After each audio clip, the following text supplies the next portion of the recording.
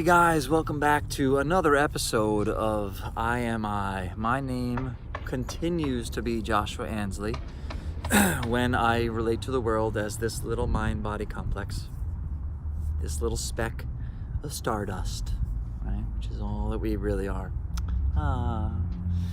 So, when you really contemplate that and understand what that means, it's pretty powerful, right? When we understand that that mind-body complex is just this little tiny speck, but who we truly are is eternal and infinite. And those are just words until you experience it, right? All of this philosophy is just words until you experience it. But most likely if you're watching something like this, if you're following my vlogs, there's obviously something in the philosophy that speaks to you on a deeper level. There's something that hits somewhere deeper in you. And a lot of this stuff, I feel like when I started this vlog, there was, I didn't even know what it was about. I still don't know. I just doing it, right? And it was about, okay, well, I want to share my experience and my authenticity, right? So I didn't want to just be like sharing, this is how it is, and this is how I see it, or my opinions or something like that. I wanted to just share my experience, strength and hope, if you will, and to show what it's like on a process of transformation, because I could tell I was transforming and ever am, really. So aside from talking about what I'm going to talk about this week, there's just also the authenticity of how difficult life can be at times, right? Sometimes completely unmanageable. Excuse me. That's probably going to happen the whole way through, so I apologize. And when it becomes unmanageable, that's obviously a point where we really need to do something about it. And that's actually an indication of where there might need to be something done, because sometimes it's not about needing it. I had a vlog that said, if it ain't broke, don't fix it, right? Which people can argue with that, but it depends on where you're at. Because if something is working for you, right, and that's dangerous to say that, but if something is working for you, then fine. Then you don't need to fix it or change it. It might be your coping mechanism. It might be a problem. When it becomes unmanageable as a result, the problem is we don't necessarily recognize that it's unmanageable because of how we are relating to it, right? But to come out of our own delusion is a difficult thing. We constantly want to point the fingers, the whole thing about pointing fingers at someone else, and there's 3 pointing back at you. And that whole thing about taking the twig out of your own eye before you take the log, or worry about the log in someone else's.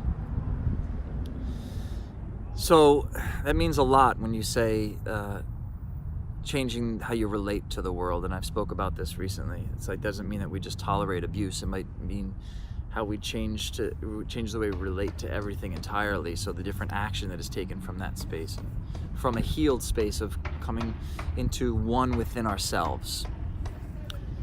I don't even know. I'm just rambling the same typical stuff. I don't, and I'm not even going to bash it, because it needs to be heard again and again and again and again and again and again and again and again and again and again. Can you please stop that goddamn hammering? Thank you. Quote, movie. All right. So anyway, one of the process is always about, in the deep philosophy of it, is about looking inward to find that peace and that strength and that serenity and that stability, right? That you can find it externally, but it will be limited. It's kind of like a person and a bird hanging on a branch. Let's say this branch here, right? I'm the person hanging onto this branch. There's a little bird perched upon it. When that branch breaks, right, the person falls. The bird flies away. This is understanding how we relate to the physical world. So we can get something out of it. We can get some sort of sucker out of it, right? But understanding that at some point that branch is going to break, and if you are dependent upon the external world for your stability and strength, then when that branch breaks, because it inevitably, invariably will, because the world is constantly moving and changing, everybody's going to die. Everybody in your family, everybody that you know, including yourself, is going to die. That is inevitable, right? So what I want to talk about today is moving into the Yoga Sutras and discussing. It's going to take I don't know, 30, 40 lifetimes. But realistically, it's going to take about 15 weeks or so. I'm going to start the same way I did the chakra work. I'm going to take a little trip through just the yamas and the niyamas and the kleshas, I think, and we'll see if we'll expand, out from there. But this week is just going to be an introduction into the work of the Yoga Sutras.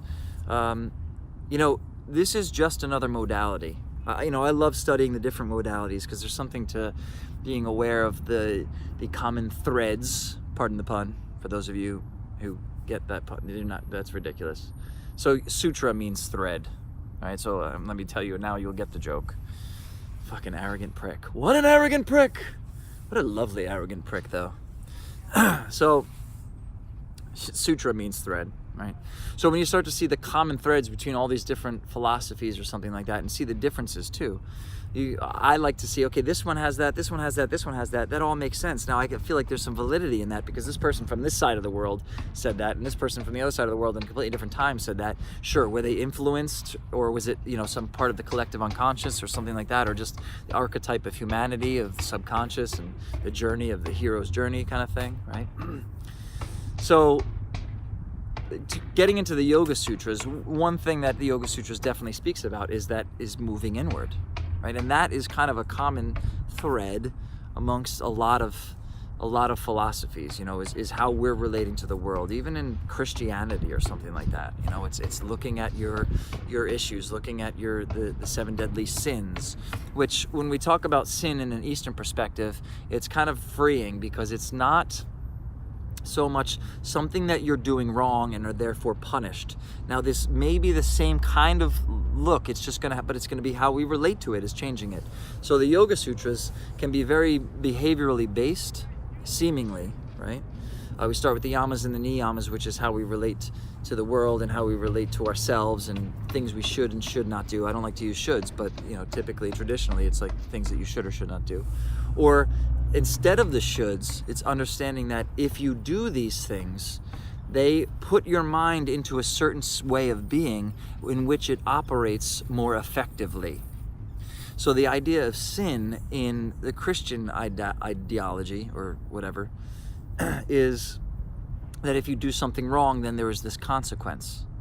Here, we're not using that idea of sin. We're using the idea of sin that it is where a disturbed, agitated mind is what the result of sin, right? Hell, if you will. So it's not that you're going to go to hell like some afterlife, so there's this punishment for doing something. It is understanding that your mind doesn't operate this way very well, the way you're using it. When you start to use it in an effective way and do these practices that change the way you're using that mind, it brings you into heaven. Here and now, the kingdom of heaven is here and now, in this lifetime, in this moment, in every moment, right?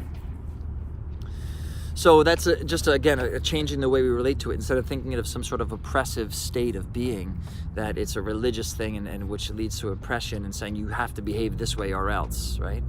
There is a fire. If you're cold, sit next to the fire. The fire doesn't give a fuck if you sit next to it or not. It's your choice if you sit next to the fire. So, getting into the Yoga Sutras a little bit. It's like 196 little aphorisms, little sayings, terse little sayings that are split up into 4 different padas, 4 different books, right? 4 feet, if you will, 4 tangas, 4 angas, right? It includes in these 196 sutras the idea of what is called Ashtanga Yoga, which is the 8 limbs of yoga. That is different from Ashtanga Yoga, like Patabi Joyce started, and he was a smart dude who was like, I'm going to call it Ashtanga Yoga. It'll make it sound real official, and yeah, which is, not an ancient practice. It is a practice that he put together. Basically, if you just organize something and put it together, and people will buy it. And I got to take my own advice on that. It's just like Diamond Page Dallas, or whatever the fuck his name is. God bless him, and I'm not bashing him. Has his own yoga stuff. The wrestler, and he just organized it and has people go hoo, and like it's part of and it's a great movement, like to open up. So God bless him, and people listen and people are changing their lives based on it. So it's beautiful. But people get so stuck and be like, this is designed specifically to have you, and I'm like, sure, great, whatever. I just get a kick out of it because people are like, don't face your feet to the altar. It's a disrespect to God. I'm like, show me somewhere where God is not. What are you talking about? The God is in my feet. How is it a disrespect? It's your ignorance. But I get it. That's my judgment too. That's the way I perceive it. So that same kind of person would say this kind of yoga is specifically, and it may be designed to help a certain thing or do a certain thing, right? But they just fall into like, yeah, this person just organized, move, just fucking move. Anyway, that's just the movement basis of it. I'm feeling feisty today. So asana is part of it. Postures are one of the 8 limbs of yoga, right? Which Patanjali, Yoga Sutras of Patanjali, he did not create yoga. He just organized it all, wrote it down, and had it in a program to be handed out to people, right? So he's not the creator of yoga. He is just the organizer of it. So there are these 8 limbs. The first one is the yamas, and then the niyamas, right? And the third one is then asana. So, but asana traditionally is referred to not all these crazy fancy poses that we do, but this pose, one posture, the posture of the body, sitting, long spine, and breathing. Though pranayama is the next one after that, which is the breathing, right? But it's to be able to sit in a particular posture without being agitated by the external world, right? Now, the postures that we do and consider yoga can lead us, into the space of being able to just stay there in one position without being so distracted. But this brings us to what we define as yoga. So the Yoga Sutras of Patanjali is the primary text of yoga. Now, whatever the heck that means, yoga, right? What does yoga means? What does yoga means? Yogas, chitta, vritti, nirodha. That's Patanjali's definition of it in the 2nd sutra, right? But before we get there, let's just talk about the difference of like what yoga is. I'm not going to talk too much about it, but understanding that when we talk about the Yoga Sutras of Patanjali and that being the primary text of yoga, it is literally for the philosophy of yoga, which is one of the 6 orthodox philosophies of Hinduism, Hindu life, right? There's also unorthodox ones. Basically, the orthodox ones accept and understand that, or not understand that, but accept and believe that the Vedas, use the Vedas as a foundation for their beliefs, right? When you have like Buddhism or Jainism, like Buddhism really parallels Vedanta, which is one of the 6 orthodox ones. Buddhism is non-orthodox. But they have a lot of the same principles. They just don't take it off the Vedas, basically, right? So yoga is actually based on Sankhya Yoga, which is another one of the 6 orthodox. Typically referred to as atheistic, but a lot of different people will write on that and say differently that it's definitely not atheistic. But whatever, we can argue about that all day long. But the difference, one of the main differences, is that yoga is theistic. And that could be arguable too, but it's really about on a personal God, right? So your own understanding of it, because it's what it is bringing you into this higher space and understanding the world as this higher space, right? So again, the principles of yoga are based on Sankhya Yoga. So you talk about Purusha and Prakriti and stuff like that. And maybe we'll get into some of those principles as well at some point. So understanding that it's based on that, and this is a philosophy of behavioral modification, generally speaking very generally. The true way, if you see, I've been taught in a lot of Vedantic philosophy, which is another one of the 6 major philosophies of Hindu life, and that is all about intellect and study. There's no physical practice in it per se, except that if you expand enough and understand that the physical body needs to be taken care of, then you'll keep yourself active in some way. But there's not a physical asana practice in it per se. All right. So in that regard, the philosophy of yoga as a philosophy is one that when you get into the yamas and the niyamas, it's saying this is the way to behave, this is the way you change your life by doing this kind of thing, as opposed to contemplating and thinking on this higher space, right?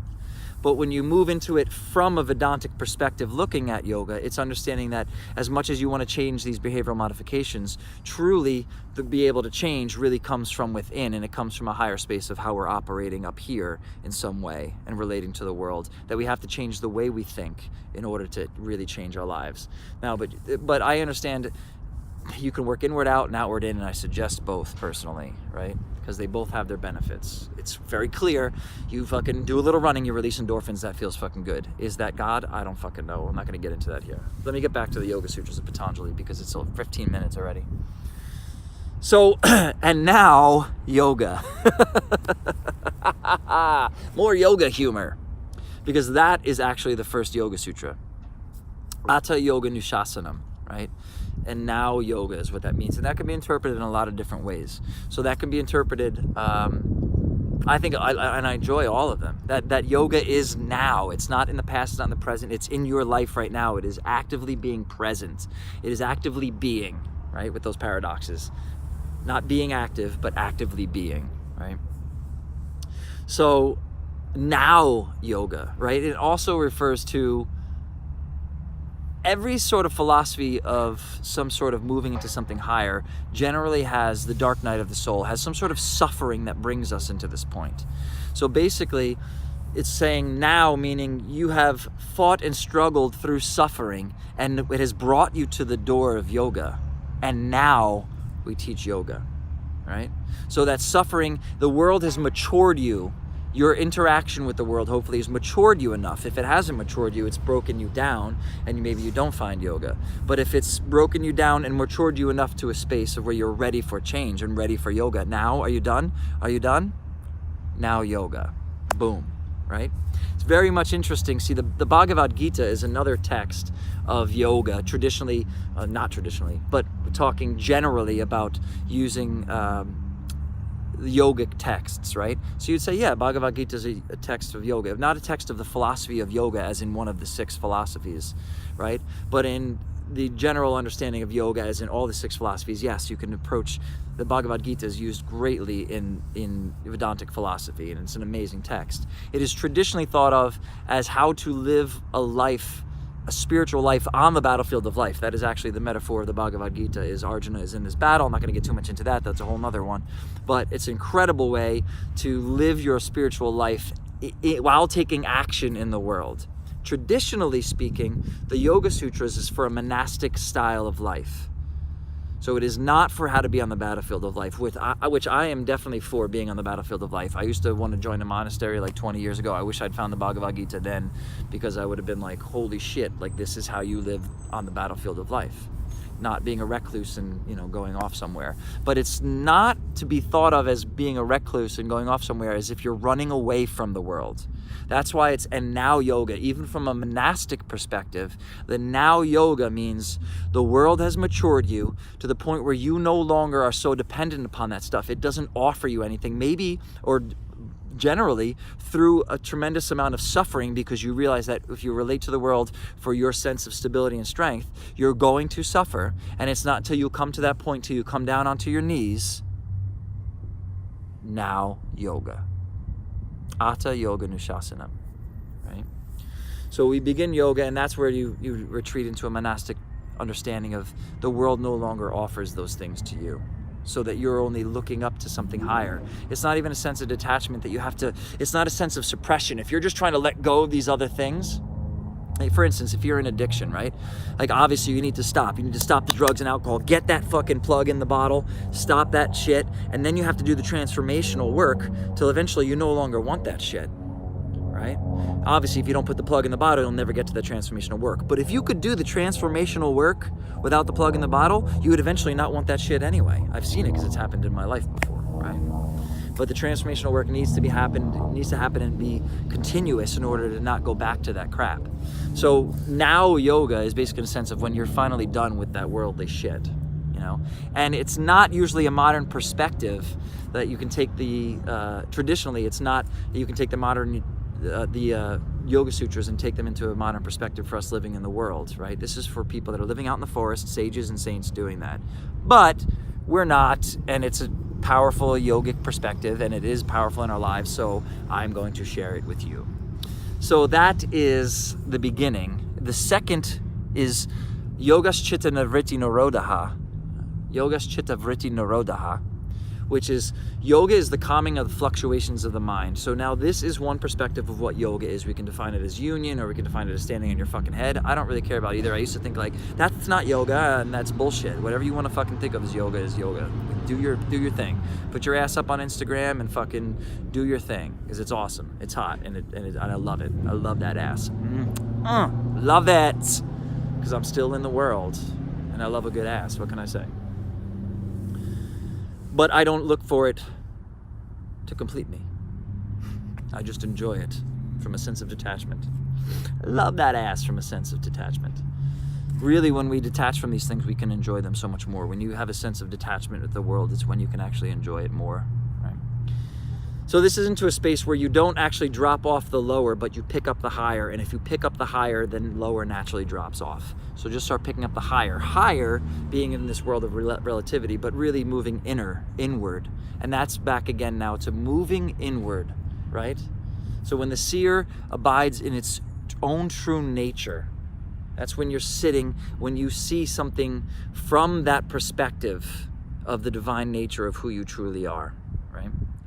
So it's the calming of the fluctuations of the mind. It's not getting the mind into thoughtlessness. It will actually always be working. The mind will be pointed into one particular direction. And from a very scientific perspective, the more you start to learn to focus your mind, the more your mind will learn to focus. Very simple. It sounds very simple. But you actually, by the more, just taking your awareness to your breath and starting to move inward in some sort of way, personally in here, whether it be starting with physical, but then into deeper and deeper, subtler spaces, you actually train the mind, you connect neurons in the prefrontal cortex and grow the gray matter up there. I'm like as if I know what the fuck I'm talking about, science and shit. But you grow the neurons up there into a space where you can actually learn how to focus more. And when that focus happens more and more, and you start to focus that sense of inward understanding, that you stop going into the external world, one of the limbs, the next limb after pranayama, after your breath, which is the breath constraint or restraint of the breath, of the life force, right? The next one is pratyahara, which is withdrawal from the senses.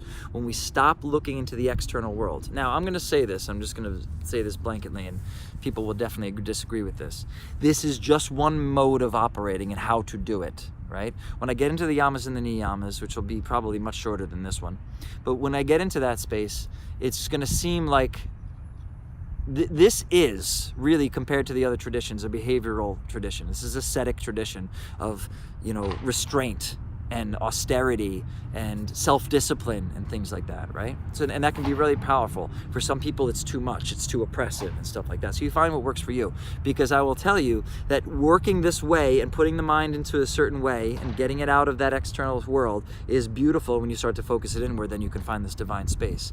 But I can tell you, I believe it's also possible to do that while living in the world. It may be much more difficult, but you can actually use the world, and that's a much more tantric perspective of using your connection to the world, using your senses to understand you are that which experiences the senses, that you are not that which is, you're not the senses, you're not even the experience of the senses, you're not the thoughts, but you are that which experiences all the thoughts. And that means instantly you can immediately have this space where you have some sort of withdrawal from the senses, but still engaging with the world, right? So, but there's a lot of different perspectives. That's why it's like everyone's like says what they think they know what yoga is, or that what recovery is, or what sobriety is, or any of all this shit, even myself included. And it's bullshit, right? I mean, we can see clearly when somebody's not on it at all, but to think that our way is right, or this is what the Yoga Sutras say. Yes, this is what the Yoga Sutras say, but that is just one perspective. It's one small perspective. Even within Vedanta, there's all kinds of it. Advaita Vedanta, Dvaita Vedanta, dualistic, non-dualism, Vedanta. Like, it just goes on and on. It's understanding your perspective on it, but you can get that crazy with it, and you can talk about it forever. Like, what, 23 minutes so far, 24 minutes. I wonder if I still have anybody at this point. I'm just going to keep going. Fuck it. Today I'm just going to go. I'm going to talk for about 3 hours. I'm going to see if anybody wants to keep listening. That's not true. I'm going to pretty much leave it at that. I'm just telling you that I'm going to go over the Yoga Sutras of Patanjali. I don't disagree or agree with them. I can say that I understand them and see how they could work magic in our lives if you choose to.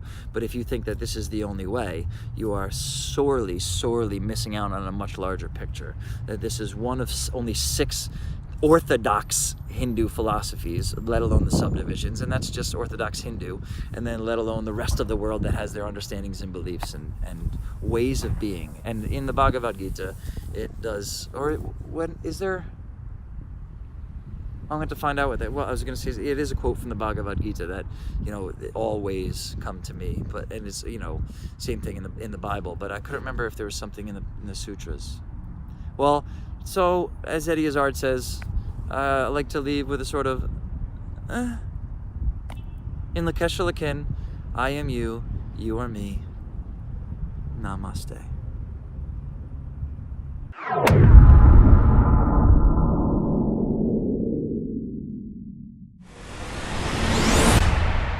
What? Too much?